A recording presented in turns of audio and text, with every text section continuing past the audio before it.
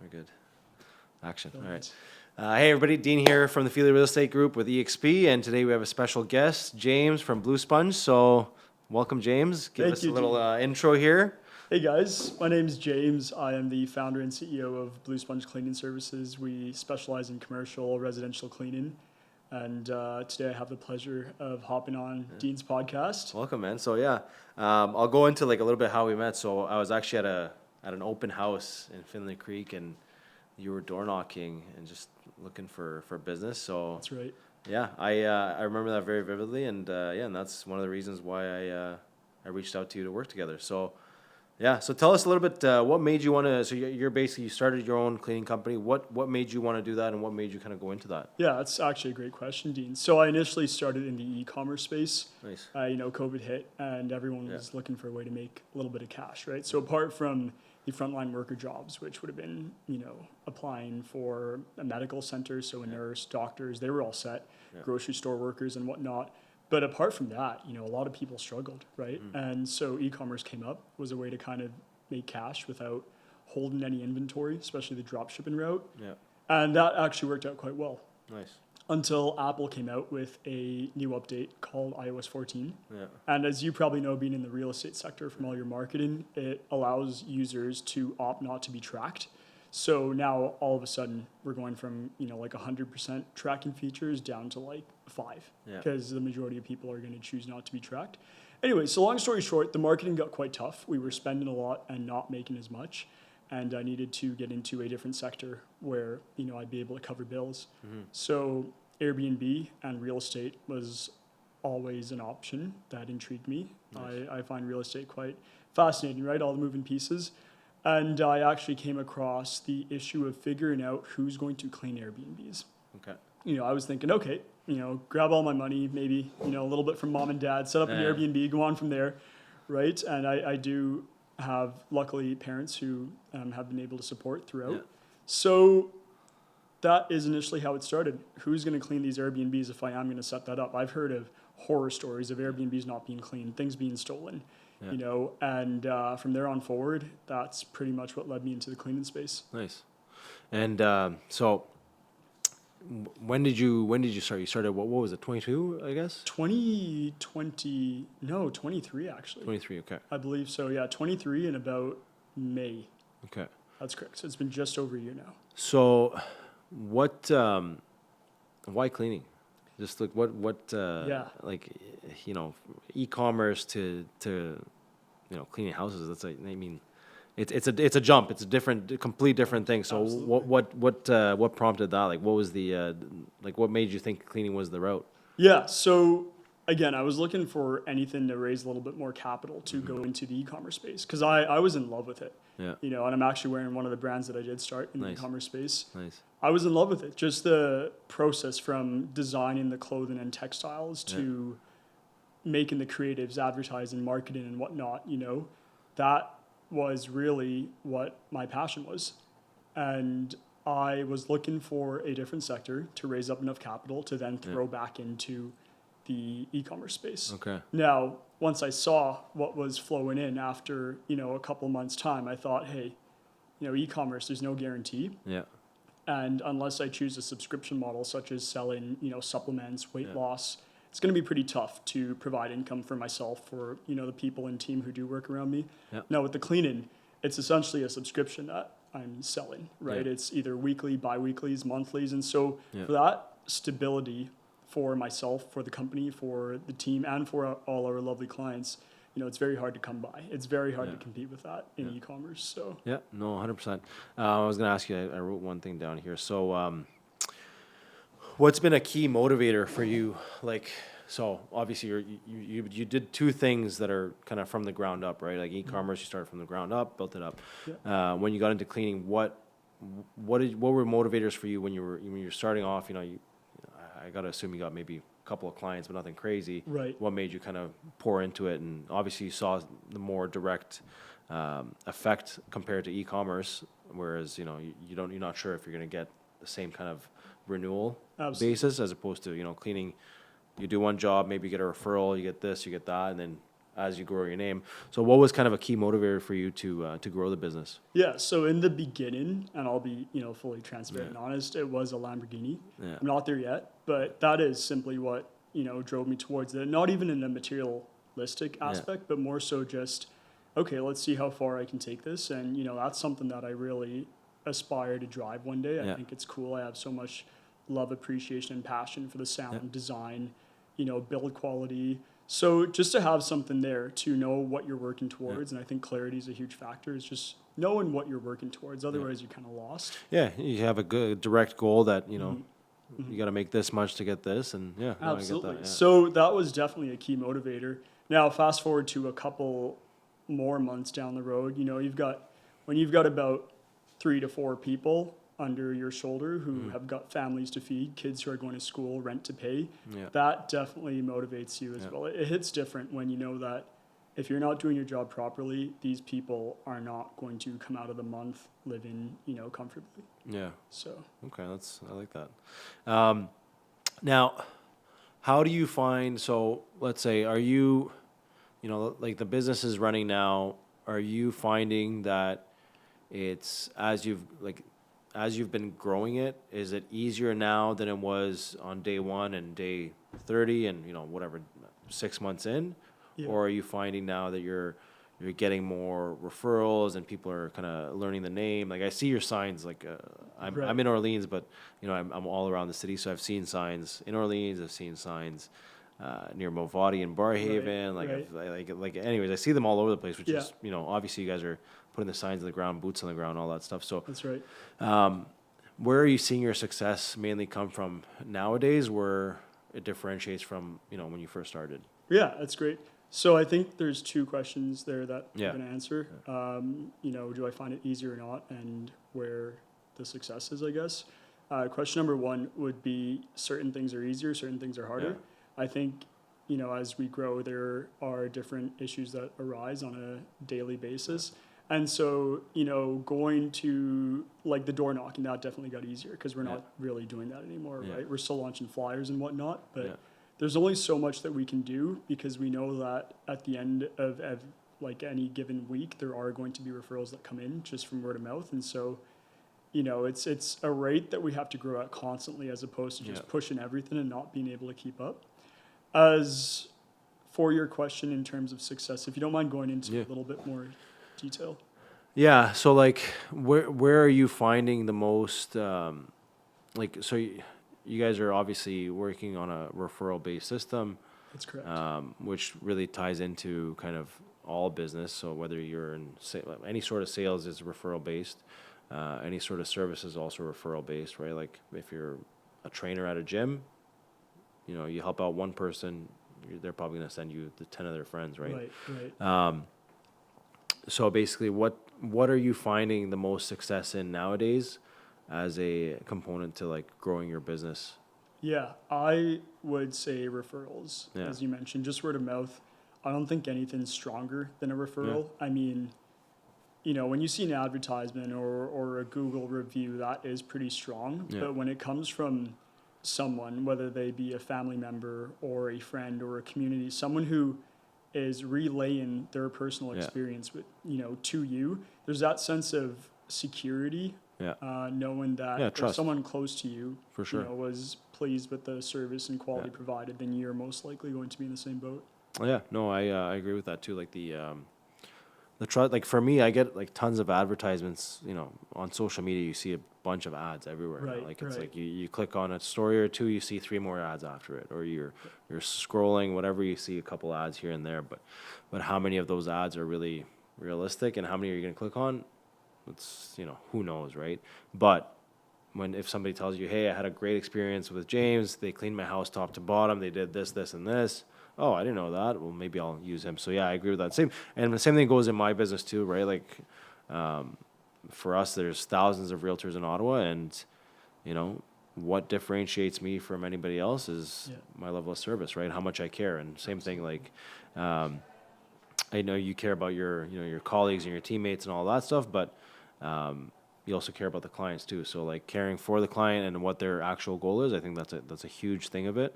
Going into the social media thing, What do you guys use social media a lot for your advertising, or? Yeah. So apart from Google SEO, Yeah. not much really. You Okay. know, whether there's a need for it, I suppose it wouldn't hurt.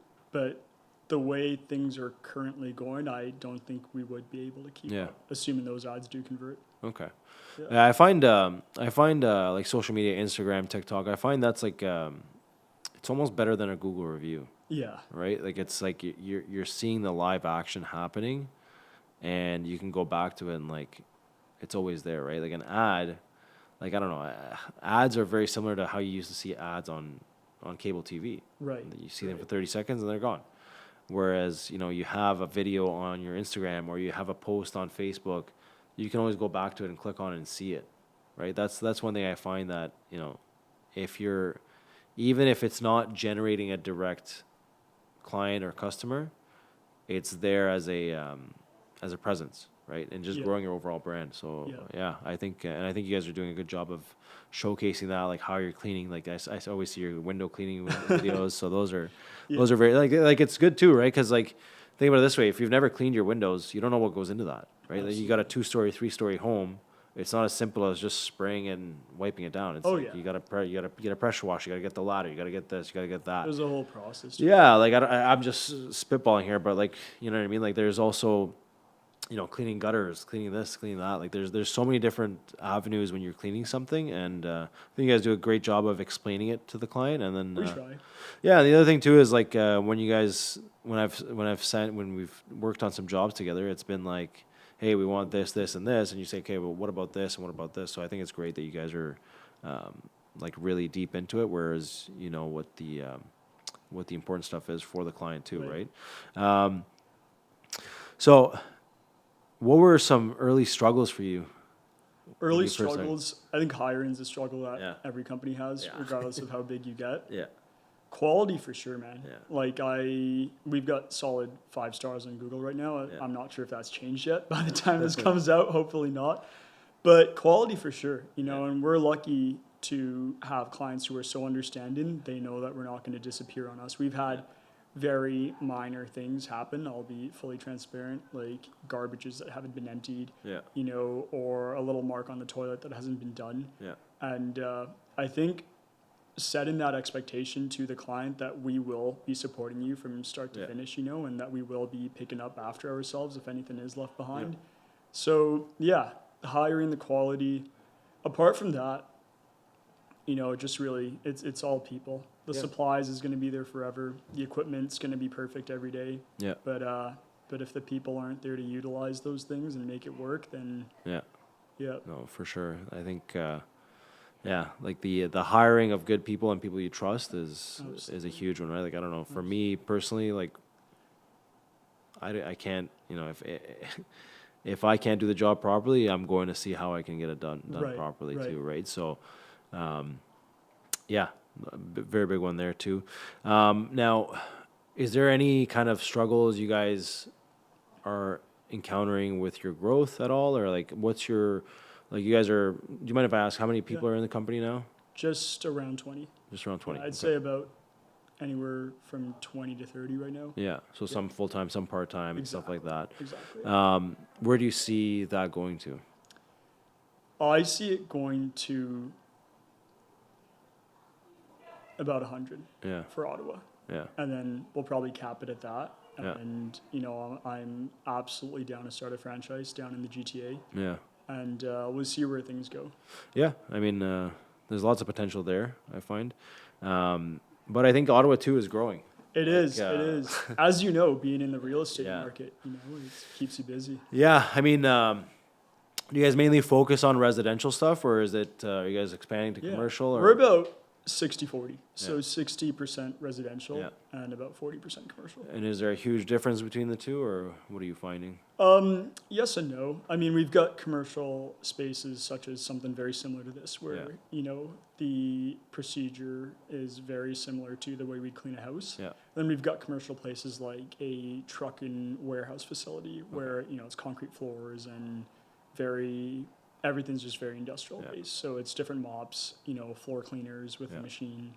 and whatnot, and different safety, obviously, right? The steel toe and all of Yeah. that. So Yeah. yeah, in that aspect, it's a little different. Insurance, having the insurance. Yep. A little bit of a spike. Yeah. Is there any so would there be any difficulties you're encountering when you're doing different jobs like that? Like Safety for sure. Yeah. You know, every time someone's up on the ladder, yeah. it like Scary, I for sure. yeah. I mean, I do get my hair does start to rise, right? Because I care about that person. You know, in terms of consequences, insurance, right? Yeah. WSIB and whatnot. But I know that at the end of the day, they're going back home to a family, right? Or if not, they have family. Yeah. So just want everyone to be safe. I always tell them if they're not comfortable doing something, skip it. Don't do it. You know? Yeah. Exactly. No, that's a good methodology. I mean, yeah, it's especially when you get into the commercial stuff, everything's tall, everything's big, everything's rough. Like it's not like it is. It absolutely like is. it's not modern finishes in a home. It's like No. this and like And clients will ask you to do certain things that they might have not even put by us, right? Yeah. And so that is unfortunately quite a common issue sometimes is, you know, they're there to do so and so. Yeah, but scope of work that was agreed upon. exactly. Right? But then, you know, things tend to switch up and so. Hey, you mind just doing this real quick?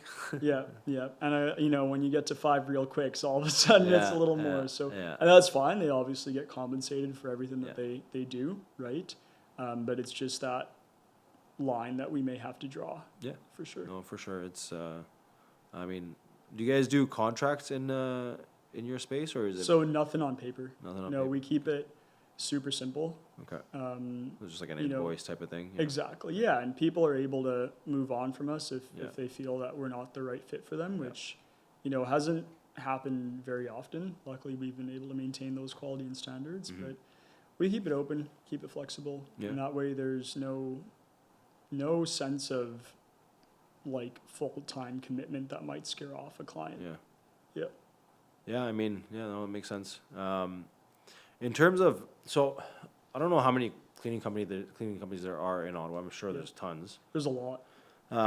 So you guys being a younger one, so what, 2023, so like about a year and a half. That's correct. Do you guys have issues with competing with other companies on different jobs, or like how does that come across? We've never bid on a job. We did one apartment and we just found the risk to be too high. I think one thing that's important to mention is there's pretty much 3 ways that the cleaning sector works in the city of Ottawa. Yeah. So you've got your, you know, general contractor, typical husband and wife go out every night, clean an office, and whether they're insured or not, I don't know. Whether they're background checked or not, I don't know. Whether they have a worker's permit for the province of Ontario, I don't know. Okay. I'm not trashing. These are just questions that you do have to ask yourself when you take on. I'm already thinking about them. Like, I never thought of that. Yeah, when you take on a solo contractor, right? So that's, I would say, about 80% of Ottawa. 80% of the cleaners for Ottawa, right? And then you've got that other 10% roughly. And these aren't factual figures. This is just what I would go off of, what I've seen. You've got, you know, the other business model, which is similar to Janny King, if you've heard of them. And they are a incorporated company that will hand out work to contractors. Now, these contractors probably go through a series of training. There's a couple more standards, right? And then you've got the full-out business model, which is hired employees, benefits, very similar to Blue Sponge. I believe Molly Maid would work the same way as well. Okay. So basically you got the, you know, mom and pop general contractor, they're doing their own thing, whether they're contract licensed properly. And they're usually able to charge a very low rate that very little overhead companies too, won't be. right? Exactly. Yeah. Exactly. And then you got your kind of, so you said the second model is like a company that will outsource just gives out jobs, It's basically. pretty much like a lead generation for contractors as well. Yeah, but they're taking on the liability for those contractors if anything were to happen. Okay. And are they supplying them with the equipment and stuff like that, or is it? So, yes and no. Technically, if you supply an individual with equipment and they only work for you, on paper they're an employee. But you know, they keep them on as a contractor for reasons such as benefits, vacation tax, pay, etc. all that stuff, right? Which I understand. I mean, it's a different business model for a reason. And then you guys are on a business model kind of style, like a little bit more long term. You know, one thing that we learned in the beginning is that this company is built on people. You know, and I don't want a lot of turnover at Yeah. all. I want consistency. I want stability for my team, for my company, for my clients. Nothing's more annoying than having a different cleaner every time. Someone who doesn't know, your house's blueprint, someone who doesn't learn your habits. We've got people who have a Zoom meeting 9 a.m. every morning. So we know that the first thing we're doing is cleaning their desk, and then we'll move to like a bathroom or a basement or something, So just having the same person every time, I think, has allowed us to grow so much. We've taken over many houses that, have not had consistency, and all they're looking for is just that consistency. Yeah, and like the one thing that I struggled with because we basically, for most of our listings, we'll get a cleaning crew in there, then we'll take the photos, and everything is kind of on route, like a roadmap to success as you're heading towards the listing period, right? And there's been more than 5 occasions, like I say 5 because it was consistent, like before I used you guys, it was more than 5 occasions where, cleaners would no show. Right. Or I'd find out at the end of the day, hey, by the way, we didn't get a chance to do that house. It's tough, eh? Like, well, it's kind of shocking that there's zero accountability for these people. Yeah. Well, like you're just agreeing it based on somebody's word, and you're hoping that person's word is good. So, no, and I think the way that you guys have done it is, where you're sending out the notifications and stuff like that. Like that's. You don't need, like, everybody's schedule is busy. I get it. Like, I'm busy, you're busy, the clients are busy. Clients are super busy. They all, especially during those stages. Yeah. Like they're like, with us, our stage is the biggest move of their life. If they have kids, it's even crazier, right? Like you got to take care of 2-3 kids, taking them to school, making them dinner, making them lunch, making them breakfast. Right. So you got that whole whirlwind right there. Then you got the realtor's day-to-day life, right? And then you got the cleaning crew as well. That's also managing probably who knows how many jobs in that day alone, right? So I think scheduling and communication is the then you've big got the part. inspection too, right? Things that need to be fixed. We're working around contractors and all that. So it's a lot. Yeah. Like when realtors cancel, and we don't have a cancellation fee, Yeah. but especially for realtors, they will cancel last minute, and we 100% accept that cancellation because you guys are working around the lives of, like, quite literally 5 other people. Yeah, like I find out 5 minutes ago, and now I'm like, okay, great. Now I'm gonna have tough convo with James. So no, I mean, not at all. I don't think Dean's like ever really canceled, but no, it's a lot of moving pieces for sure. So I guess in terms of what you'd want to improve, like let's say the industry as a whole, and in your business, what would you say would be the biggest things that you look towards improving quality? Yeah. So in terms of quality, I'm always looking to improve quality. Yeah. Right. I'm looking to improve how much I can provide to my team, because I know that at the end of the day, if I'm able to cover all their needs, they're going to be in a good position to give out their all when it comes to the workspace. I'm looking to provide quality service at an affordable cost. There's companies out there that will charge, $200-$300, and that's fine because that is their business model. But I see what's out there, and I see how hard it is for individuals to make ends meet, especially when you have kids. And I want to be able to, achieve the goal of providing a good service at a good price for as many, individuals as possible. Yeah. Now, like, do you guys work on like an hourly basis, or is it like, how does it usually work? So employees are paid on an hourly basis. No, but I mean, like, for the job, like, are most jobs in the industry? Charge? Like, is it mainly on an hourly basis, or is it like set fees? It's pretty much set fee. Okay. But based on the amount of labor. Scope of work. Sense. Pretty much. So, like, let's say a big company that's, like, I won't mention their name because I don't know if they'll copyright us or whatever, but like, let's say a big company like the previous model you were talking about was, like, are they charging the same way, or are they doing They're charging about, some companies out there are charging $75 to $100 per hour per person. Okay. Per hour per person. Yeah. And they're deciding how many people are going to be working on it, or? Pretty much. I don't know. I can't speak on behalf of them, but what I do know is that there are companies out there who will charge anywhere from $75 to $100 per hour per person. And then it's never, and it's, I'm assuming, a 2-hour minimum. Probably 3. I mean, Ontario's minimum labor law is 3, right? So you're paying $210 for 3 hours. Yeah. And at a minimum. Yeah, and I mean, I think that's okay, because by all means, I mean, charge what you want, right? You're your own company. There's no rule really on how. Yeah. Well, the quality's got to be there too, right? Like $210 is. Absolutely. But what I've always wondered is, what is going to ensure that that cleaner is not staying an excess amount of hours? Okay. Because I mean, I know that if I was cleaning, I'd want to spend as long as I could, right? And there's been many cases where people are spending 3 hours in the kitchen, whether the kitchen needs it or not. I don't know, but the point is I could spend 5 hours in this room alone and we'd still find something. It really comes down to what the client wants, what the expectation is. And a lot of people are just looking for the regular maintenance, the bathrooms, the kitchen, and just to free up their time. I think 210 is a lot for 3 hours. Minimum. Yeah, $75. I mean, it's a pretty high fee. That's almost more than what the average person would make in a day. I think that is more than what the average person. Yeah, I mean, $75 an hour. There's not even plumbers that are making that. I think. No. Plumbers or electricians. I don't know. And these people I'm freeballing here. Yeah. Whatever. And I'm not like talking down on cleaners at all. No. I know what you're saying. I just think that it strikes me as a lot. Yeah, I mean, if you're charging $75 an hour, it better be spick and span. Like you better be able to eat off of it, right? So, it makes sense. I had one more here that I wanted to talk to you about. Yeah.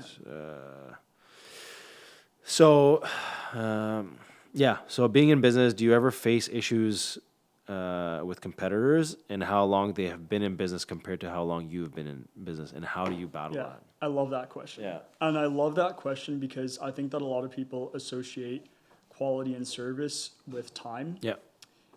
And I'm here to say that that's completely irrelevant. Yeah, I get it. I get the same thing too, man. Like, what's the difference between a guy that's been in real estate? I've been in real estate for 3 years. Yeah. And why should they choose me over somebody in 20 unbelievable. years, right? And for the record, I didn't know Dean was in real estate for 3 years.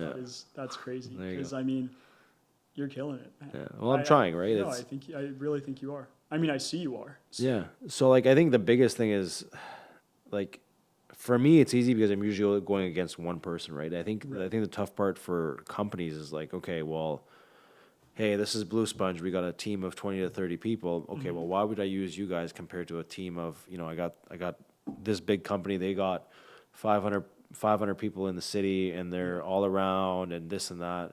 So like, how do you, like, what's your kind of like go-to when somebody kind of compares you to that? Yeah. So to be honest, when we get calls, a lot of people have made up their mind.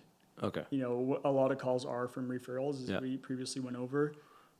Very similar to the way I make a decision. When I usually call a company, I have my mindset. I know I'm going to go with them, whether that's from, previous words that I've heard from somebody else, right? If I were to sell our service as a salesman, I would tell them quality service at an affordable price.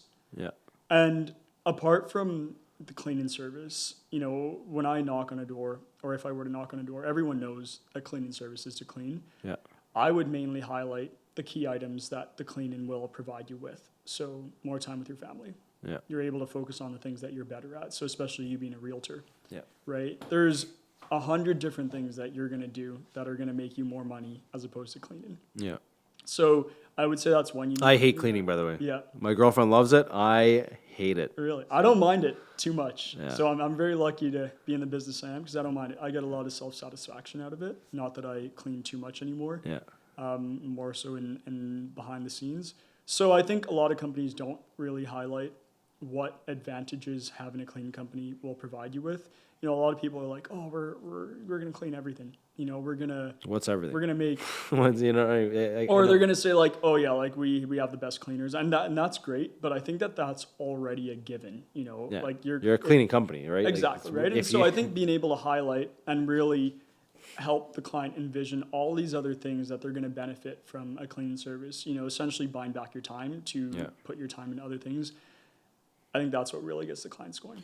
Yeah, and I think I don't know if it's a huge thing for families in Canada. I know like places in Europe and stuff like that, you would have like a cleaner for your house, right? Like there's a lot to do. I mean, like, listen, I know I said I hate cleaning, but like it has to get done. It's not like you're not just putting it aside and 2 months later I'll do it. It's like it's a daily, weekly thing that you're doing all the time to just tidy up, right? Yeah.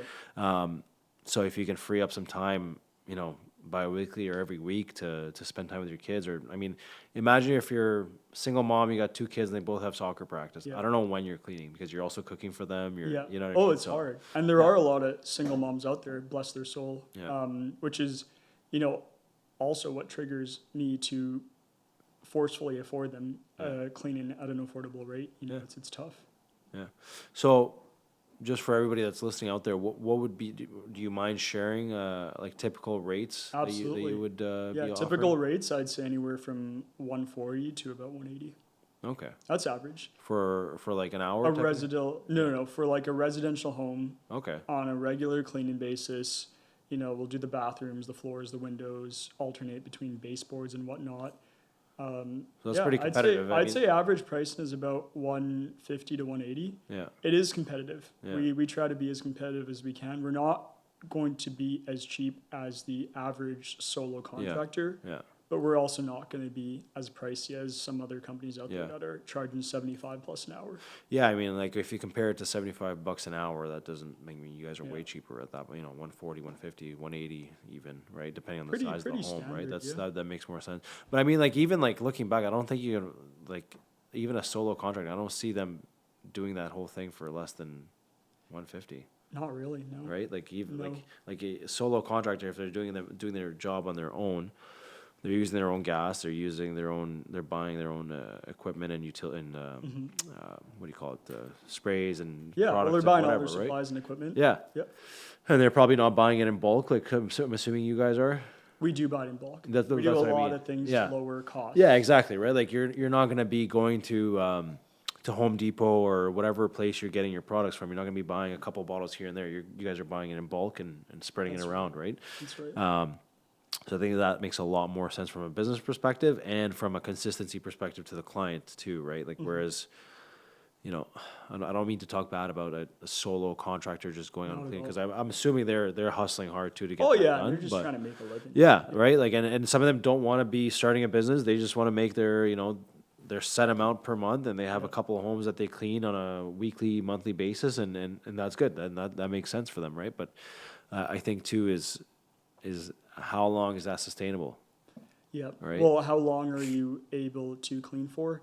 And are you able to cover all your other needs? Because, I've had employees come to me and say, hey, like, what are the pros and cons of being a contractor who's able to charge $150 per house as opposed to me, working for anywhere from $20 to $30 per hour? And obviously they're making about half the amount, right? But I would say the 2 key benefits for working for a company, and again, not talking down on solo contractors at all, they've got guaranteed work that's going to keep coming in. One thing, like a phrase that my mentor put it in is, you're almost like an Uber driver working for just a few people when you're a contractor, but when you're with a company, you're an Uber driver working for an unlimited everybody, amount, right? Yeah. So we're able to provide the work, but we're also able to cover benefits. So I know that my people, they have discounts at over 10,000 plus stores, which is insane. Yeah. Whether they want to travel, rent a car, groceries, tire change, oil change, all those things that are pretty much necessities,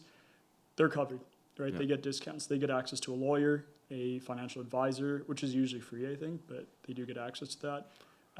Therapy and counseling is a huge one too. Nice. That I know quite a few people in my company utilize, and I've just seen them go from stages in life that are really tough to now flourishing. Yeah, absolutely. They're happier, more energetic, right? They have so much more peace of mind. Well, that's good. I like that. That's kind of like what we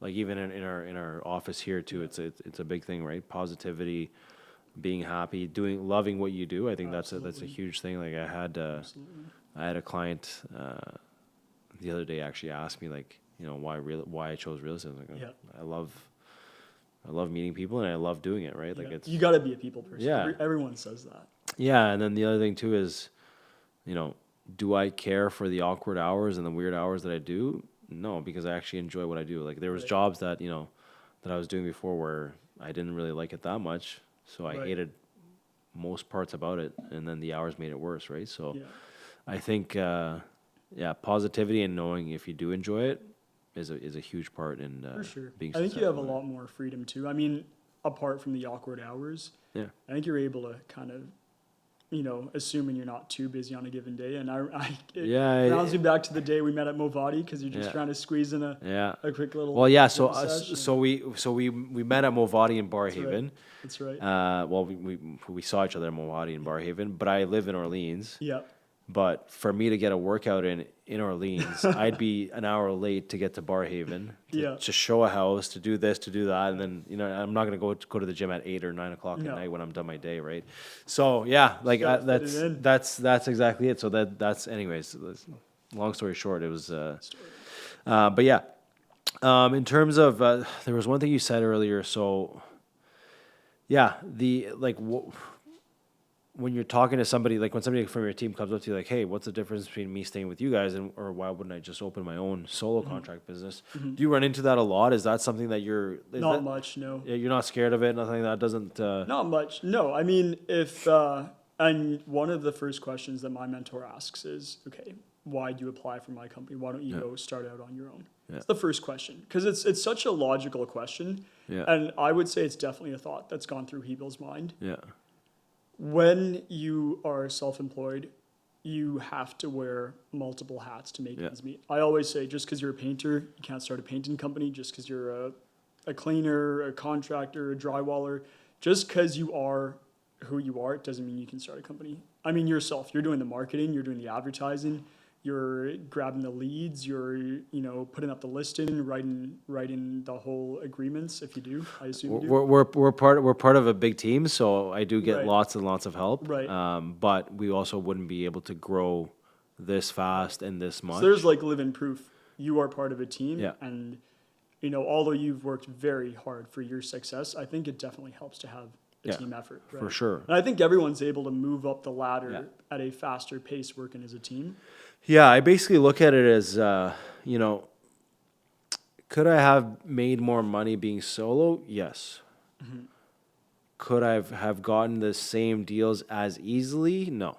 Right. And so would I have that amount of business by now? No, probably not. I'd probably have a quarter of it. I don't think I'd even have half of it. Really? Yeah, I don't think I'd even have half of it. I think I'd have a quarter of the business that I've done so far. Right. In my Isn't career. that insane? Yeah, so it's huge. 75% growth.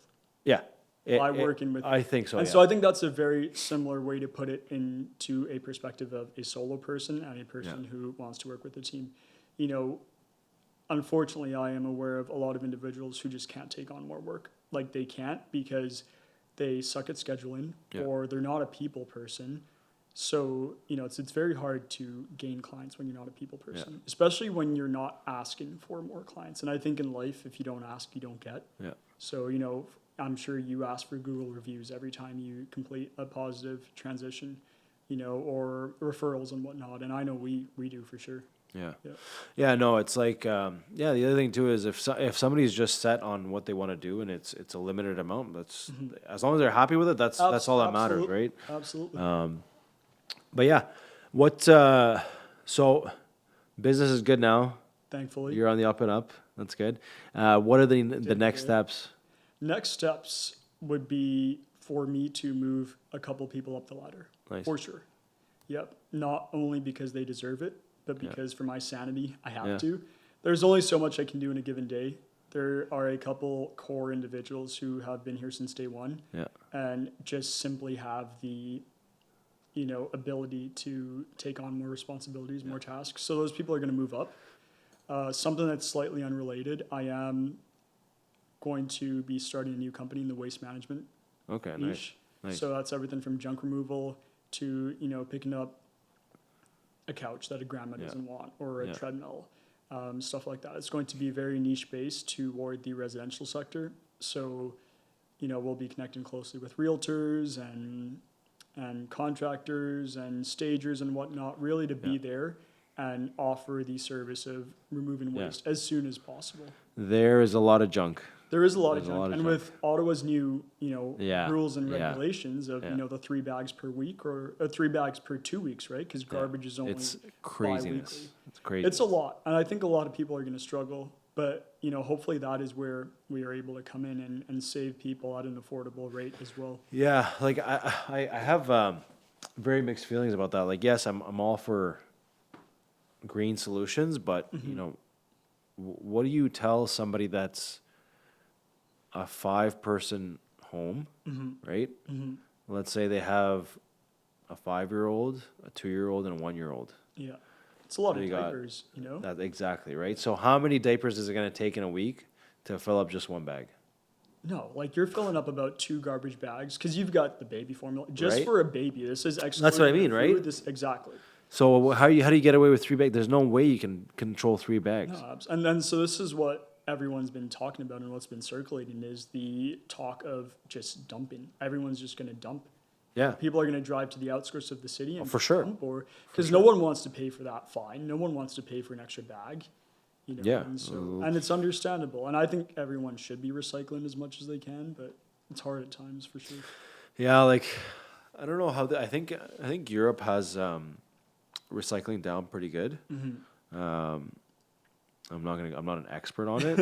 I'm not gonna pretend like I am, but I know, like I have an aunt that lives in Germany, and she's like they save all their plastics, right? Because they get reimbursed like a couple of cents or something like that for the plastic. So like, whatever, you go to the basement, they have the storage area. There's 100 plastic bottles, but maybe they get $10-15 out of it after whatever they save Not it. bad, eh? Well, I mean, it's better than.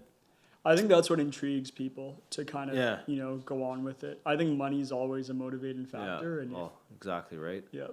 And that's the thing that I think is like,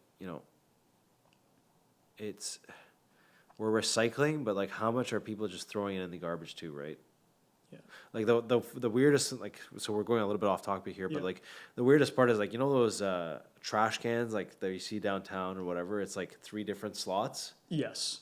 And every slot is like one's They're all paper, messed up. one's paper, one's garbage, Yeah. and one's plastic. They're all the same. Absolutely. Or the garbage gets full and people start shoving it into the plastic. For sure. Yeah. I've seen many times where you lift up the front surface and it's all going in the same bag. So it kind of that too. Yeah. So I'm like, kind of makes you wonder like how much are they actually? What's the point? Yeah. Why did you even make this?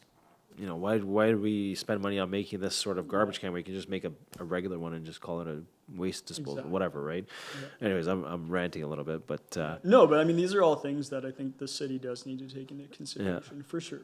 Yeah, and I think the tough part is going to be getting around that garbage rule. I don't know. The other thing too is like even the large waste that we have, like what is it? It's from spring to fall, right? And it's every month.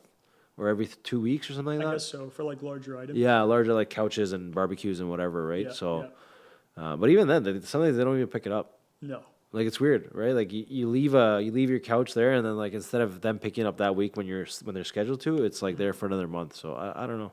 Yeah, well, and then you get bylaw, right? And bylaw's ticketing you. And yeah, it's like it's a whole series. You can't win. No, you really can't.